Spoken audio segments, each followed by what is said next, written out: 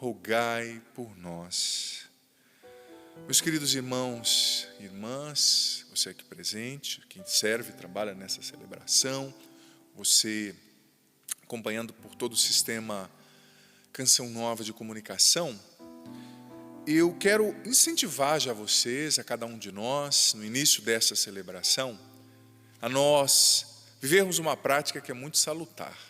Hoje cedo eu recebi de um sacerdote um vídeo com a história de Santo Afonso Maria de Ligório. Nossa, como faz bem, não é? Você ler sobre a vida de um santo, você assistir alguma coisa sobre a vida de um santo. A vida de um santo é um evangelho vivo, é o evangelho colocado em prática. Claro, a partir da temporalidade, da historicidade do santo, né? Ele tinha um temperamento, ele vivia em uma época específica, numa cultura própria. Mas me fez tão bem conhecer a história de Santo Afonso, então incentivo você, a cada dia, quando for o santo do dia, procura lá na internet, claro, num site confiável, cristão, a história dele, porque, olha, não tenha medo de conhecer a história dos santos. Conhecendo de fato a história dos santos, você não vai se afastar de Jesus, você vai amar Jesus mais, porque nós não adoramos os santos, nós entendemos que eles apresentam para nós um caminho certeiro de vivência do evangelho. Não é? E é bonita demais a história de Santo Afonso. Então, deixo aqui a provocação para você, quando você puder. Hoje ainda, claro que é a memória dele. Veja, é muito bonita a história, sabe? Muito bonita, ele era nobre, ele abriu mão de tudo por Deus, ele era muito rico. Mas eu não vou falar diretamente de Santo Afonso, aqui na homilia, mas eu vou falar de uma coisa que era muito cara a Santo Afonso, que era a formação da consciência moral. Você já ouviu falar disso? Pode parecer um termo estranho, mas o padre vai explicar. E Santo Afonso primou muito por isso, né? Ele lutou muito para que nós cristãos tivéssemos uma consciência bem formada. E o Papa São João Paulo II escreveu um documento que eu aconselho você a ler, quando você puder, chamado Veritatis Splendor, ou o esplendor da verdade, no qual ele fala justamente desse processo de formação da nossa consciência.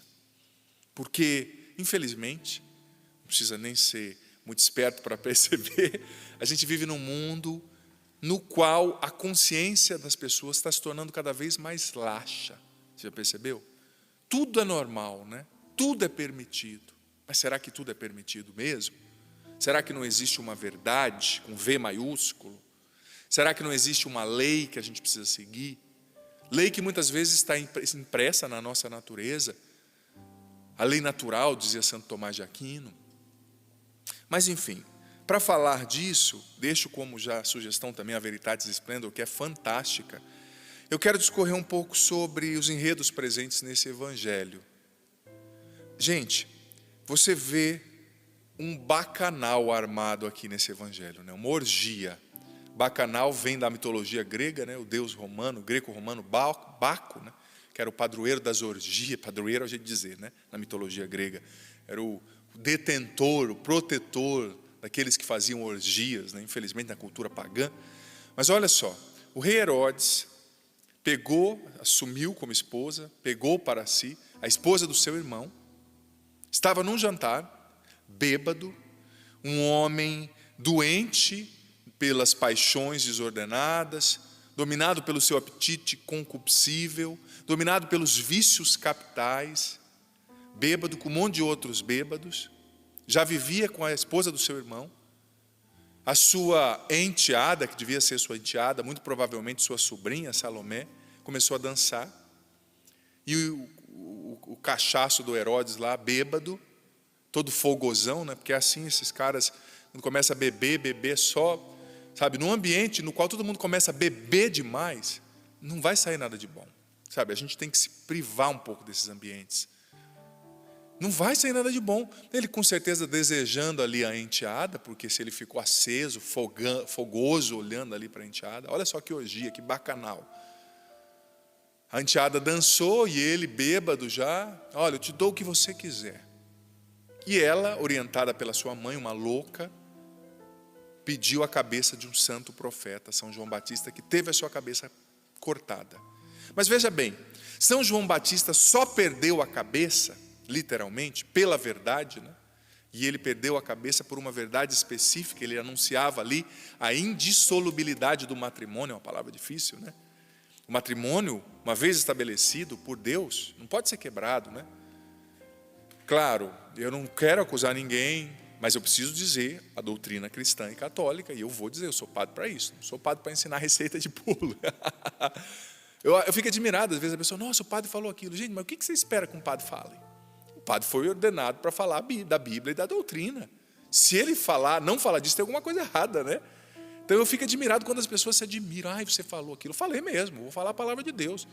Eu não quero agradar as pessoas, eu quero levar você à sua salvação, a conhecer a lei de Deus. Enfim, então veja bem, João Batista perdeu a cabeça, mas porque antes Herodes, Herodíades e toda aquela trupe já tinham perdido a cabeça. Herodes tinha perdido a cabeça pelo adultério, saiu com a esposa do próprio irmão, pela devassidão, pelos vícios e pecados que o dominavam. Herodíades, por sua vez, tinha perdido a cabeça porque, além de estar num adultério, ela ainda era tão orgulhosa, não aceitou a correção. Um dos principais gatilhos do orgulho é fazer a pessoa não aceitar a correção. Uma pessoa que não aceita a correção, ela é orgulhosa. Você percebeu que tem gente, quando é corrigida, sempre tem uma justificativa. No fundo, isso é orgulho. É orgulho. E o orgulho é o maior de todos os vícios e pecados. Diz a Escritura, dizia Santo Tomás, na Suma Teológica. Então, é interessante a gente perceber a dinâmica. Ela perdeu a cabeça. Herodes perdeu a cabeça. Um bando de descabeçado. E quando você não tem cabeça, não tem razão, não tem consciência, o coração fica desgovernado. E aí, gente, foi uma sucessão de erros, assassinato, depravação, bebedeira, aquele rei mundano, né? Mundanismo. E veja bem, a nossa sociedade que a gente vive não é tão diferente dessa sociedade ali de Herodes. Nós estamos numa sociedade confusa, uma sociedade profundamente confusa, na qual parece que não tem certo e errado, você já percebeu? Tudo é normal, tudo pode. Numa sociedade confusa, num alto mar agitado, a gente precisa ter a âncora dos valores, dos princípios. A gente precisa se aplicar a conhecer a verdade. Eu e você precisamos lutar para conhecer a verdade, e assim conhecendo a verdade, dar espaço para o Espírito Santo formar a nossa consciência. A consciência é formada através do conhecimento da verdade, conhecimento de Deus. Num mundo tão louco, gente, no qual tudo é permitido, sem direção, a gente precisa estar firmado nos valores do Evangelho, nos valores da fé, nos princípios. É como um barco perdido no alto mar, no meio de uma tempestade. Ele precisa ter uma âncora ali. Ele precisa se firmar, porque senão ele vai ser arrastado pelo vento e pode ser afundado. Os valores são a âncora, que não permitem que os ventos, as tempestades, o mar agitado desse mundo nos destroce numa vida sem sentido. Os tempos são difíceis, gente. Os tempos são difíceis. E olha só, as pessoas estão dizendo que o errado é certo, mas o errado não se torna certo porque a cultura está dizendo. A verdade não é mudada pela cultura. A verdade não é mudada pelo que todo mundo faz. A verdade é verdade, nem que todo mundo não faça, nem que a maioria não faça. E o errado é errado. O branco é branco, o preto é preto, o azul é azul. Não dá para mudar a essência das coisas, sabe? Não dá para mudar. E olha, é importante a gente ter consciência que formar a consciência da gente é uma tarefa da vida inteira. Se educar para a verdade, se educar para a virtude. Porque não adianta só a gente evitar o mal, a gente tem que aprender a crescer no bem. Não adianta você só não pecar, você precisa crescer na virtude, na vida virtuosa. As 7 virtudes cristãs do Tratado Geral das Virtudes, as 3 teologais, fé, esperança, caridade, mais as 4 cardeais ou humanas, justiça, temperança, prudência, fortaleza, temperança. Vou falar um pouquinho da virtude cardeal da temperança, mas veja bem, mais uma vez eu digo, a lei de Deus e a verdade dele precisa formar a nossa consciência, não a cultura, não a novela, não a internet. E você sabia que num tempo como hoje, como esse, a gente precisa ter muito cuidado. Mais uma vez eu digo, a lei de Deus precisa formar a minha consciência e a sua. Não a internet, não aquele youtuber famoso que tem milhões de seguidores, não a série lá daquele serviço de streaming que você está assistindo, não a música. E a gente tem que tomar muito cuidado com aquilo que a gente deixa entrar na nossa mente. Muito cuidado. Você sabia, esses dias eu vi uma pesquisa de um neurocientista, que ele afirmava que aquilo que você recebe de conteúdo lúdico, por exemplo, música, literatura, teatro, filme, até um enredo de uma novela, tudo isso acessa uma área do seu cérebro chamada amígdala, onde está ali o cérebro reptiliano. O que é o cérebro reptiliano, a amígdala? É o seu cérebro instintivo. E quando atinge diretamente o cérebro instintivo, não passa pela mediação da razão, ou seja, não tem crivo. A tua mente não vai analisar se é bom ou se é ruim, ele simplesmente entra direto. Então não ache que você, padre, eu sei o que é certo, eu vou assistir qualquer coisa. Olha, não se engane. Isso vai influenciar o teu cérebro, tem pesquisas científicas. E vai moldar o seu caráter pouco a pouco. Quantas pessoas com a consciência deformada, porque não conhece a Bíblia, não conhece a vida de um santo, mas conhece tudo daquela série, conhece tudo de determinada música, de determinada literatura. Toma cuidado com o que você deixa entrar na sua mente. É preciso ter a consciência formada pela lei de Deus. E veja bem, gente, a lei de Deus, eu acho que a gente entende tão mal. A gente acha muitas vezes que os mandamentos, a lei de Deus, são uma imposição arbitrária. Não é. No livro do Deuteronômio tem uma passagem tão bonita que diz assim: a qual povo, que povo pode dizer que tem a honra de ter um Deus que deu a eles uma lei e que os corrige e os ensina como um pai ensina aos seus filhos? E naquela época do livro do Deuteronômio, era uma época de muita idolatria, então os deuses eram lá em cima no céu, e muitos tinham que sacrificar os próprios filhos para os deuses.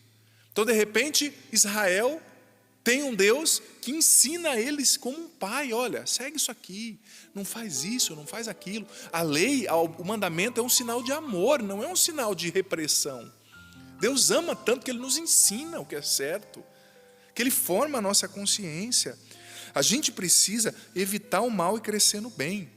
A virtude cardeal da temperança. Você sabe o que é a temperança? O catecismo nos ensina no parágrafo 1809 que a pessoa temperante é aquela que guarda uma santa discrição e não se deixa arrastar cegamente pelas paixões. Prosseguindo aqui nessa mesma sessão, o catecismo, eu vou trazer um pouco as minhas palavras, mais assim mais contextualizadas. Seguindo essa mesma sessão aqui a partir do 1809, o catecismo ensina o seguinte, que é a temperança que faz a gente não se animalizar. Porque quem não tem uma razão bem formada se torna um animal, como Herodes, se animaliza. Porque a temperança, diz o catecismo, ela vem moderar justamente os instintos chamados de sobrevivência. O comer, o beber, a sexualidade, que tem a ver com a perpetuação da espécie. Se você não tem temperança, a sua cabeça não domina o seu corpo, mas seu corpo domina a sua cabeça. E você se torna escravo das paixões, dos vícios. Quantas pessoas que não pensam, mas são escravas da promiscuidade, do adultério, da depravação, não conseguem pensar, não conseguem agir racionalmente. Quantas pessoas são escravas da bebida em excesso? Cuidado com a bebida em excesso. Quantas pessoas escravas do desequilíbrio no comer, no falar? A temperança vem justamente colocar em ordem. É uma virtude que a gente precisa trazer para dentro, entender, viver. Você é temperante? Você é temperante? Como você lida com seus instintos? Você domina os seus instintos ou eles dominam você? Os filósofos gregos antigos falavam que todos nós precisamos desenvolver uma virtude chamada encrateia ou enkratós do grego. O que é a encrateia? Depois Santo Tomás falou sobre isso também. É o autodomínio, é a virtude de você se fortalecer a partir de dentro, com a oração, com a ascese, com o jejum. Você se fortalece que a sua cabeça, ou seja, seu bom senso, sua consciência formada pela verdade, iluminada pelo Espírito Santo, domina o seu corpo, seus instintos. Você domina o seu instinto sexual? Dominar não quer dizer assim você colocar numa caixinha. Eu vou explicar já sobre isso, né? Ou você é dominado por esse instinto? Você come para viver ou vive para comer? Como a gente fala por aí, né? Olha só, a gente precisa de encrateia, esse autodomínio. E o autodomínio é um exercício. E veja bem, a gente precisa entender que o catecismo ele fala que a gente precisa ordenar para não viver como animal. Animal que é dominado pelo instinto. Mas ordenar não tem a ver com reprimir. O catecismo nunca usa a expressão suprimir, reprimir, abafar. Porque o cristianismo não é inimigo do corpo. Não é inimigo do prazer. Gente, o que o diabo mais quer fazer é pegar aquilo que Deus criou de mais bonito e sujar e bagunçar. Por exemplo, tem muita gente que se converte e começa a ter uma aversão da sexualidade. Não pode. A sua sexualidade é linda, é um dom de Deus. A sua genitalidade é lindo, o teu corpo é lindo. Tertuliano no século III dizia, nós não temos um corpo, nós somos um corpo. Não é? O seu corpo é lindo, a sua sexualidade é bela. Se você reprime isso, está errado, vai se voltar contra você. O catecismo não fala de reprimir, ele fala de integrar e direcionar essa força, esse tônus, esse virtus que é a sexualidade, canalizando para o amor, canalizando para viver bem o seu matrimônio, você que é casado, canalizando para o amor aos outros, a Deus e aos outros, você que é celibatário, você que é um jovem, você não pode ser dominado pelos instintos desequilibrados da mocidade. Você precisa desenvolver a encrateia, mas ao mesmo tempo entendendo que a gente não é contra o prazer. O prazer ele é lindo, ele é ótimo, mas o prazer precisa ser um instrumento para tornar a tua vida melhor. E não pode ser a finalidade única da tua vida. Porque se o prazer for a única finalidade da tua vida, você vai cair no pecado do hedonismo e vai viver só para o prazer. O prazer é lindo. Qual foi o primeiro milagre que Jesus fez? Foi numa festa de casamento, transformando a água em vinho, para que os convidados tivessem alegria. Vinho na Bíblia é sinônimo de alegria. Então, o cristianismo não é contra a alegria, não é contra o corpo, contra a sexualidade, contra o prazer, mas ele quer colocar cada coisa no seu lugar certo, segundo o que Deus criou para ser. Então, o prazer, quando ele é um complemento para a vida, ele é bom.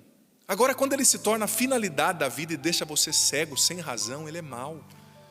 O prazer precisa ser vivido em conformidade com a lei de Deus.